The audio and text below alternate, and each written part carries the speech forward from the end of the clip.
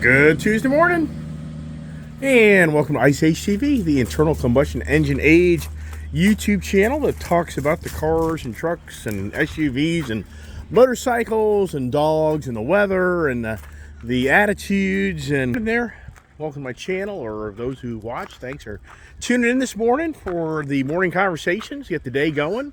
And wow, what a beautiful day up here, even though it's overcast and it rained like crazy. I mean, it downpoured. I guarantee you my shop this morning is full of water because I didn't pull the big drain out for the heavy rains. I didn't realize that we're supposed to have these heavy rains. I was too fixated on buying another motorcycle.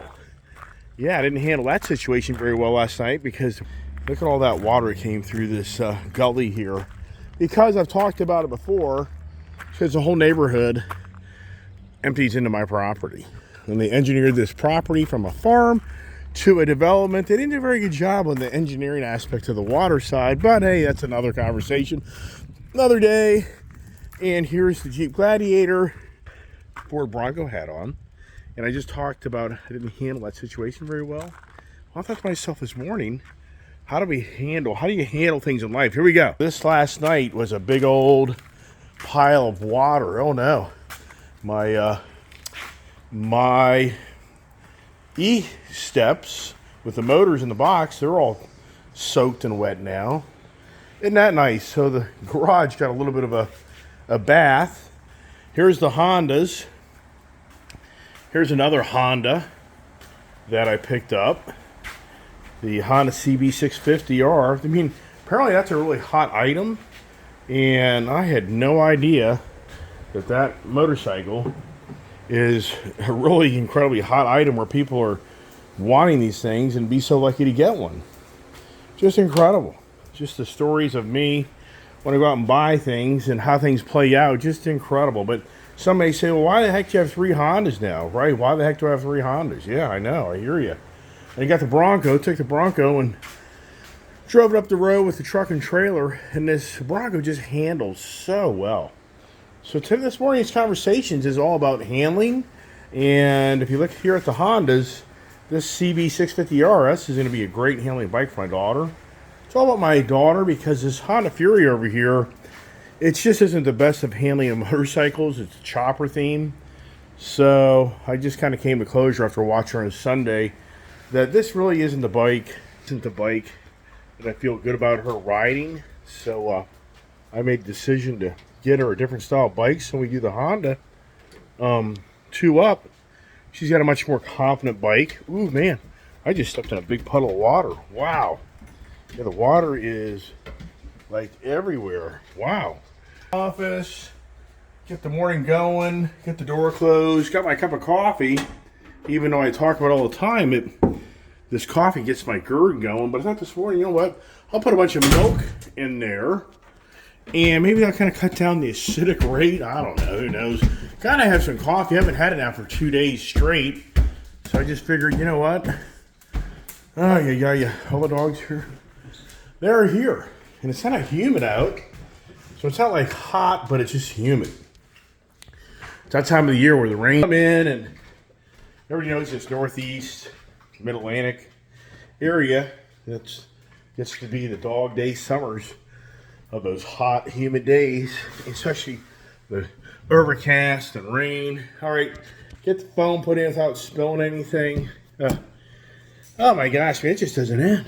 I mean, I worked yesterday and drove all over the world, and then got back in and was able to turn around, load up the truck and trailer, and go to Winchester, Virginia, and buy another motorcycle. Oh my gosh. Even for me, it's the motorcycle gods. I mean, who the heck knows? How do you have a handle anymore? I guess we had a power failure. I guess the lights went off last night because my computer here apparently went dead. So I've got to restart it. But, oh my gosh, does anybody have a handle on anything? Does anybody have a handle on anything anymore? I mean, where we are in today's society, it's over information. It isn't misinformation. Forget that term. It's over information. That's where we are today more than ever. There's too much freaking information. You can't get a handle on what the hell is going on.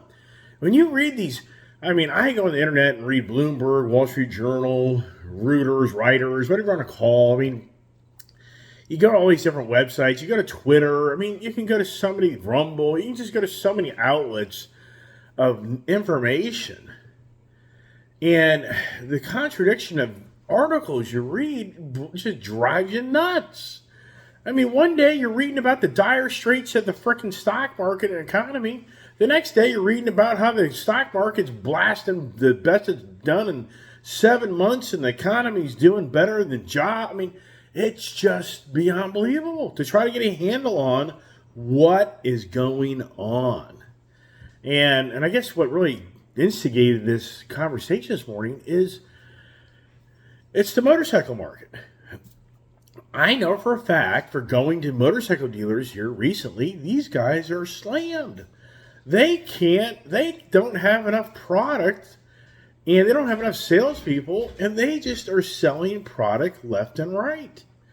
And on the Honda side here, the Japanese for sure are more challenged than anybody, it seems to be, on manufacturing product, because if you look at Toyota, those guys are way behind the production supply. Honda kind of here has finally come more in tune with their side-by-sides, four-wheelers. But I guess the street bike side, I really don't know. But this Honda CB650R I just bought, they're claiming that you can't get these things. The dealer's telling me that they've got people coming all over the country to buy motorcycles from their dealership. A lot of Honda dealers have gone out of business. Well, you realize or not, on the Honda motorcycle franchisee relationship, if you're a multi-brand Honda, Kawasaki, Suzuki, whatever, all the brands you have, you are not given priority. You're kicked to the curb. When you have a Honda Power Sports like Winchester Timber Honda, where I go, they get preference. They get priority product. So there's a lot of Honda dealers here. Even unbeknownst to me, there's a Honda dealer here in Frederick, Maryland that apparently closed 2 years ago. And there's a Honda dealer down there in Bristol, Tennessee. It was a multi-brand. They closed, I guess now, like 3 years ago. And so my point of saying getting a handle on things is you hear these stories of, how dire straits, how the dire straits. I mean, it is incredible. I talk about it all the time on my YouTube channel, and I'm not here to belittle other YouTubers, but you just constantly see the dire straits of the industry, of the economy, of the housing market, of the cars is in dire straits, and everybody's going to go broke, and all the banks are going to close. I can still remember Dan, the man allegedly out of California. I'll call him out this one. He told everybody there'd be no diesel fuel back like last year. That we would have a total no more diesel fuel. Truckers wouldn't be able to get diesel fuel. Transportation, railroad, it would be a major catastrophe. Interesting. I mean, I don't know. I guess it could still happen. I don't know. I mean, but the whole point is, how do you get a handle on what is going on? So the handle came from the handling aspect of the motorcycle I just bought for my daughter. So I kind of took the handling of what you buy, so kind of keep it the car theme, but at the same time, I thought to myself, does anybody have a handle on anything? So you're talking about the motorcycles and the cars, like the Bronco. I mean, the Ford Bronco just handles so much nicer than the Jeep product. And that's just the facts. And somebody here that's a Jeep lover, I'm a Jeep lover too. I love Jeep. Okay, but the reality is the Bronco handles better than the Jeep. And then somebody get an argument, well, you go in the backwoods and you go in the back 40 and blah, blah, blah. I'm like, yeah. No, man, I'm not talking about that. I'm talking about road behaviors with the 80 or 90% of the people that buy these Jeeps use them for, drive up and down the road. And the handling aspect of the Jeep Wrangler compared to the Ford Bronco, it's night and day. It's a whole different animal. So, and then as far as getting a handle on sales, of the Jeep sales, I mean, I'm seeing all these videos populate that the handling of the sales of Jeeps are, terrible, and the dealers have too many products. I went to my local Jeep dealer here just the other day, just looking at Jeep Wranglers, and they barely have any Jeeps.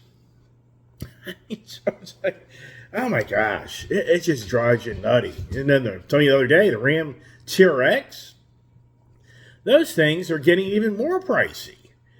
So the Dodge and Ram dealers, they're not having a problem selling those. They're even getting more money from them. You can even find one. I mean, yeah, right. Okay. So the handle, going back to what kind of drove this conversation this morning was handling on my daughter's aspect of riding a motorcycle and riding that Honda Fury. And since it's a chopper bike, I mean, it's a no-brainer. It's a chopper bike, so it's not going to handle like your regular old motorcycle per se. And the thing is, for me, what's interesting, my daughter grew up on Hondas. I mean, my daughter, all her dirt bikes have been Hondas, but she's never really had a real road bike Honda.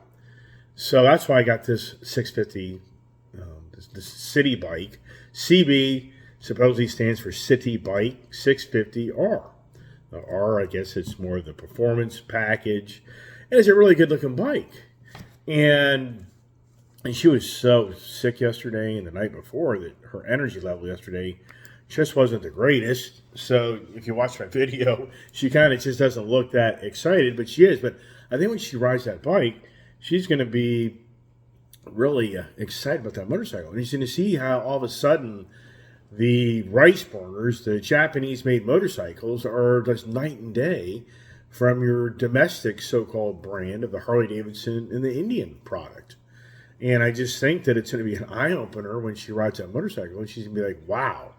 Because she never really has ridden a real, in my eyes, I grew up on the rice burners. I had a Yamaha 550 Max. I mean, so, I grew up in that time frame where those things just, in my opinion, dwarfed the Harley product. And who was buying one of those, right? So anyways, that's what drives us to the different vehicles and different motorcycles that we all want to buy, is because it's all about the handling. I mean, it's all about you drive that vehicle and you experience something different from something else. And it's really incredible on how we are all so different, because one person will drive a vehicle and walk away and be like, yeah, there's nothing there for me. Another person will drive that same vehicle and they'll be like, this is the most fantastic thing I've ever driven in my life. I mean, I made a video of me driving a Corvette C8 last February of last year, and I walked away just not really jumping up and down. I just wasn't really like sold that fit the seat of my pants. But yet I had so many Corvette people call me out, and they're all that this is their latest, greatest, which I don't disagree. The Corvette C8 race-ready car is definitely a badass car, but it just didn't fit the seat of my pants. So it's just the handling and the noise, it just wasn't for me. I liked my GT500 better. I really came to closure that I enjoy driving my GT500 Mustang more than I drive the Corvette. So I was like, I don't want one. I'd rather just have another GT500. Well, yeah, did that ever play out? Right, yeah. Now I don't even have them? No, yeah, right. Well, it's because the future handling of the future GT500 with the new S650 series, it's now on our doorstep. And I ordered the new Mustang Dark Horse package. I mean, there's no doubt in my mind, those cars can be incredibly handling, phenomenal vehicles. So the S550 series, previous generation GT500, there's no doubt in my mind that thing's not going to have the value you think it's going to have, because once they release that new 2025, I would say maybe 2026 probably, they're going to release, my guess is 2025 will be the GT350, probably. 2026, 2027 GT500. And when that comes to be, I just think that thing's going to be so badass. I mean, do they put electric motors up in front of it, front wheels, and make an all-wheel drive GT500? I mean, Ford has in design, I've seen the patent where they have some type of architecture design up in the front of the motor, the engine, powering the front wheels. So Does that play out? You know as well as I do. If you had a GT500 as all-wheel drive, oh my gosh, that thing would be insane. I mean, insane. So and that's why I parted with the GT500s, because I just feel like those aren't worth spending the money on them for years and years and thinking down the road you're going to get the big ticket out of it. Now, if you just want it for the fun factor, that's a whole different, a whole different ball game. But once again, back to the handling. So in motorcycles, I talk about it many, many times about how my Harley Davidson motorcycle, the handling on that compared to my Indian, it's night and day. I mean, it is radically different. It's two different motorcycles. And so that's what drives people to one brand versus other brand. But at the same time, we're all such knuckleheads and hardheads. There's tons of people that just won't change. I mean, sincerely. There's just such diehard Harley people out there. They're just not going to go. Even though the Indian product is the better of the two in so many aspects, they're just not going to do it. They're going to just stay with the Harley brand. And so, and once again, until you ride these, and that's what I talk about all the time. For me, I have so many different vehicles. That's because I want to get that once in a lifetime life that I live, an opportunity to ride and drive as many things as I can that I have access to. And that's what drives me for buying these things. Is I can honestly drive around and I can tell people sincerely what I feel is just a really nice package and what isn't so much so great. And I try to be sincere about that.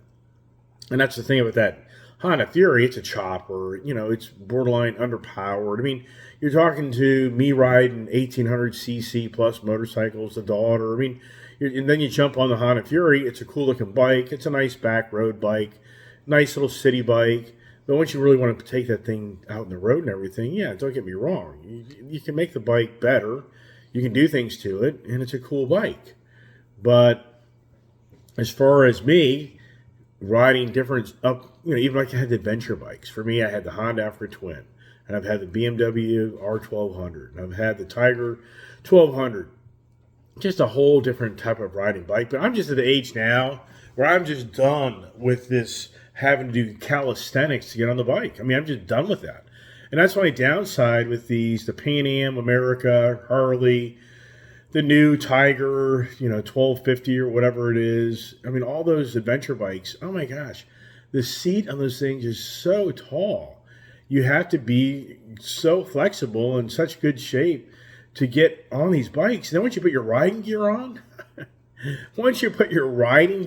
you're putting your heavy pants and your jacket, and you're having to mount these adventure bikes. That's why, if I lived out in the country and we had tons of back roads, you could go ride and do it. Yeah, for sure. But then just get yourself a scrambler, get yourself a Triumph Scrambler, or just get a more modest, lighter, easier bike to get on and off of without having to. If you're, and even the point that if you're like if you're not at a certain height, you can't even ride these adventure bikes. I mean, there's no way. You're not going to be able to. That was my concern yesterday and I called my guy at Timber Honda, and I asked him, what is the height of the Honda CRF 300 I bought my daughter, and what's the height of this CB? And it's like a 3.5-inch difference lower. So, where it's like 34-inch versus like 31-inch or something like that. And so I was like, oh, that's good to know, because then she can get on this bike and have a confident feel of sitting on the bike and riding the motorcycle. And that's a huge thing on how you plant your feet when you ride your bike. You come up to a stop, and you're not having to lean the bike over to keep it upright, if you know what I mean by that, or your tippy toes, or wear high heels to be able to ride the bike. And that's the whole thing. What drives the whole car industry, the whole truck industry, the whole motorcycle industry, it's all about the handling. I tell you what, I saw the new GMC Canyon Denali coming down the road the other day. Wow, what a beautiful vehicle. That truck looks badass. I don't know if anybody's checked them out, but that new GMC Denali, that's the midsize truck, like the Chevy Colorado, the new Bison ZR2, whatever. That Denali, what an incredible looking design truck. Engineered, quality, just a badass, cool look. I mean, wow. GM, we're so interesting. I've gotten away from GM. The last time I owned a GM product was that Chevy Silverado, like a 2018. And I had a 2015 Corvette C7 Stingray, and I had the Suburban. I had like a 2017 Suburban, I believe. And so I got rid of all GM product. But I can tell you what, the new GM trucks, they're doing a really good job of the lines, the looks, and I guess the power in so many ways. So, wow, General Motors is calling my name again. But, you know what? I'm just not there. I just don't have relationships with the dealers. And so I'm just not as excited to go that route per se. But I will say that General Motors definitely has really notched it up and making some really nice products. Any GM people out there, I'll tell you what, if I was looking for a mid-sized truck, I'd definitely be looking at that GMC Denali Canyon package. Wow. I mean, that's just a really nice looking truck. And now you have Toyota's brand new Tacoma. I'll be very intrigued to see those. Those look really nice.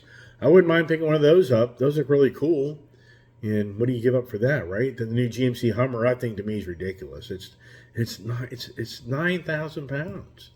If you put your family in there in some gear, you have a 10,000-pound vehicle going down the road. How's that thing going to handle? I mean, they claim it handles pretty good, but I just can't. That's like my Ford F-150 Lightning truck. How does that thing handle? It floats. I mean, that vehicle floats. I mean, it's just so heavy. I mean, it's just a whole different ride from my Ford Power Boost. Now, Power Boost is such a great handling, powerful truck. That thing is so fast and so powerful. I mean, it's incredible on how nice that Ford Power Boost is. And it's all about the handling. And then you go to the F-250 Tremor truck I bought, that Carly package, and to me, I just can't feel a radical difference on that Tremor truck. And I've had a bunch of them. So I just can't, for me, once again, you have to go on the back roads and really do some serious back off-roading for me to ever be able to say, yeah. And then I'm sure in that aspect, yes, it's going to outperform the factory F-250 setup. But just for the roads, going around the roads and what I do and everything, I just don't feel like this radical feel of a different vehicle. And then the Bronco Raptor, when I first drove that Bronco Raptor, I had mixed feelings of those bigger tires. That thing was really radically more powerful than my Wildtrak Bronco with a 2.7 because the Raptor Bronco is a 3.0. And I really just, first time I drove it, was like, this is a nice vehicle. It really is. I mean, it's great. But the Wildtrak is a nice vehicle. It's great. So I just had a hard time of convincing myself, is it really worth the jump to the Raptor Bronco? I just really had a hard time. And it's because for me, I didn't feel like it was radical. Yeah, it's nicer handling. It's nice. But I just didn't feel radical change. And that's a challenge you have when you're, I think, car shopping or you have an existing vehicle. Like the gentleman there at the car show we had this past Sunday, nice young man that had that Grand Sport Corvette. He's so attached to that C7 Corvette. I even said, oh, what if the guy with a C8 was to offer you a swap, just a swap right now? And he was pretty much like, nah, I don't think I would do it. Because I have too much sentimental value to this. But even at that, I wonder if he actually drove the car, would he would change his mind? I mean, he actually drove that car. Would he really feel like that fits the seat of his pants? And that's something that he really would move on from the front engine Corvette, from the mid-engine, rear-engine Corvette. I mean, and that's all it's all about. All these manufacturers are constantly working in harder and harder to give us a vehicle that handles differently. And then what happens? It makes us want to go buy a new vehicle. That's all it ever is.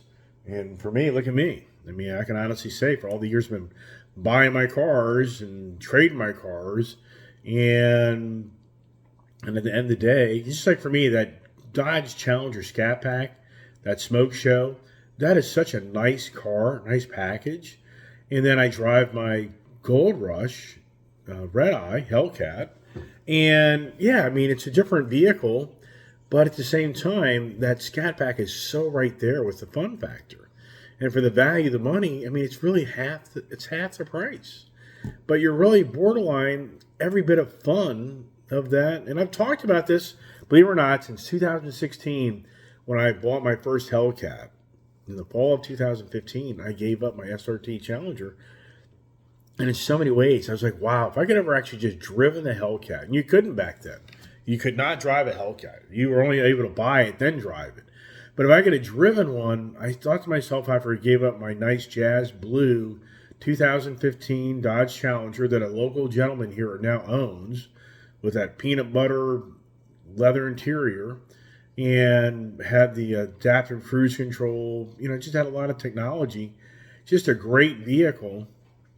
And to this day, I can remember after I traded that in for that Hellcat, I just kind of questioned myself if the handling of those two vehicles, and I was just like, wow. I was like, wow, I don't know. Was it really worth the money? But back now, it was pretty much chump change money. That car was like 64 grand. In my SRT package, I think it was like 48, I think, maybe even 50. So it wasn't like radical versus today, you go price out a Scat Pack. You can get in the 60 grand price range, but you're now at $80,000, $90,000 for a Hellcat.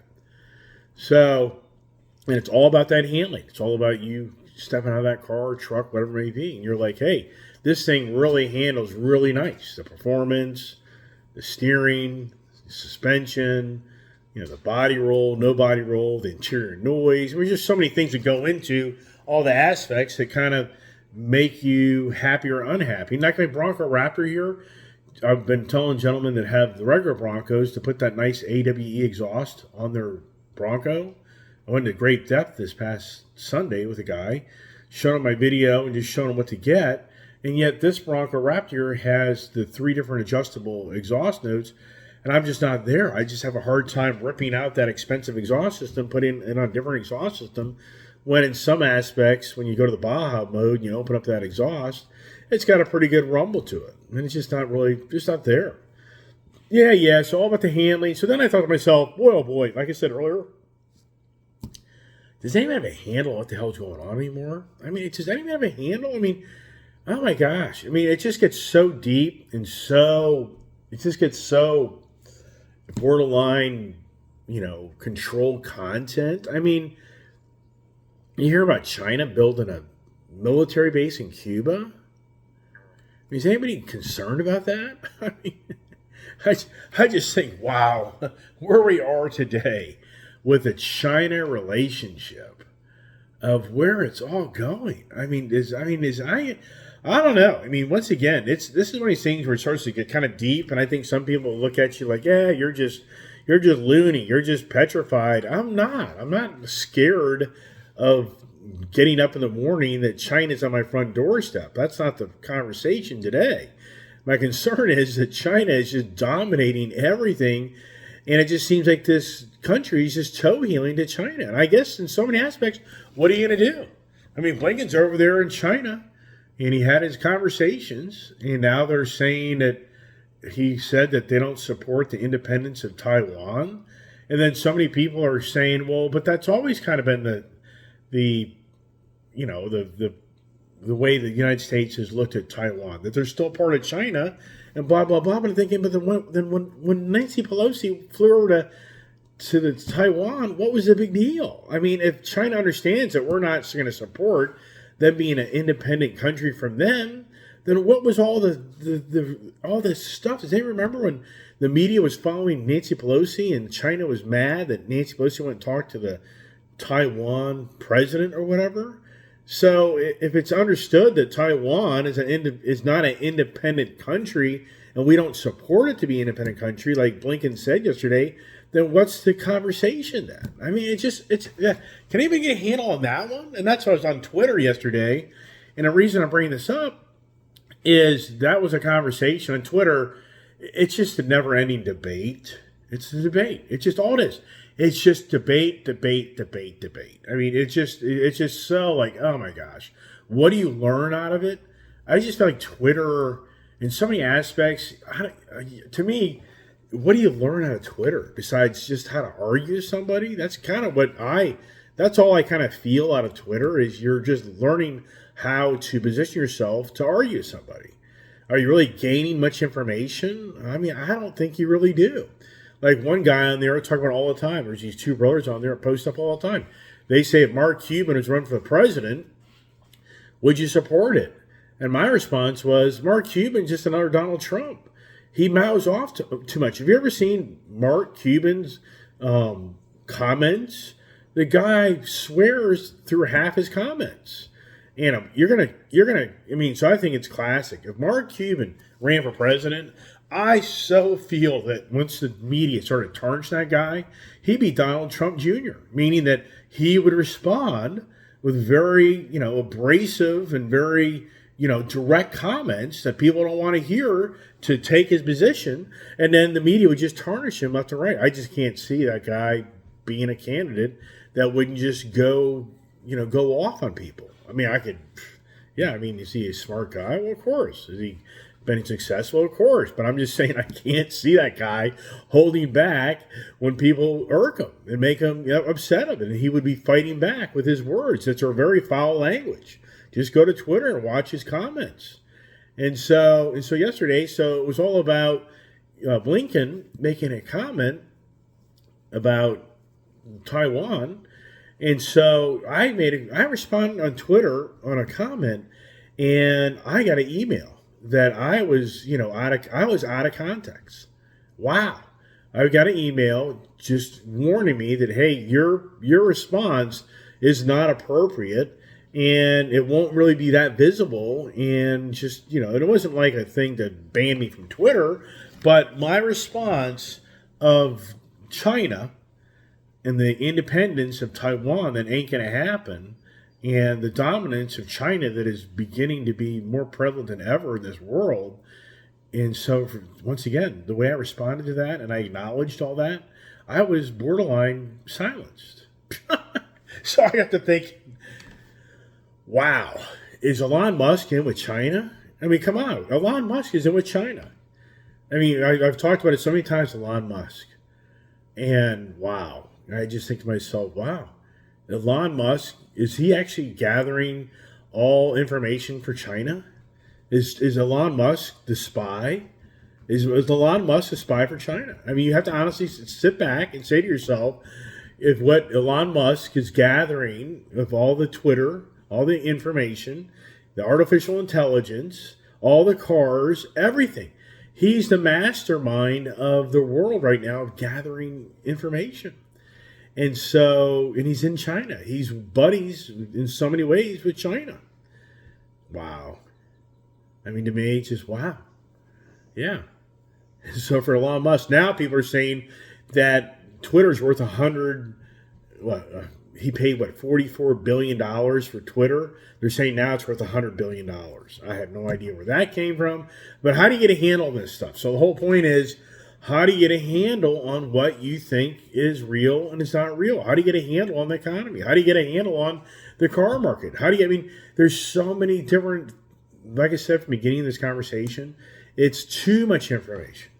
We are now in the age of so much information, and somebody says misinformation, whatever. It's too much information because there's just too many different views of what people think is right versus wrong. And at the same time, trying to get a handle. Does anybody really have a handle on what's really going on? Does anybody really seeing a recession? Is anybody really seeing the country going down the toilet, as so many were predicting? It's not happening. This whole era I live in, roads are packed. Businesses are extremely busy. There's no indication of anything really going drastically slower or things, radically changing. And I'm talking pre-pandemic. Pre-pandemic business model, for the most part, is back. And now a big conversation is the getting a handle on all these commercial properties that are seeing the office buildings that are empty because of the remote working. So now, how do you get a handle on that? Who's going to get a handle on the value of all these commercial properties that have investors heavily invested into them? So there is a big concern about that.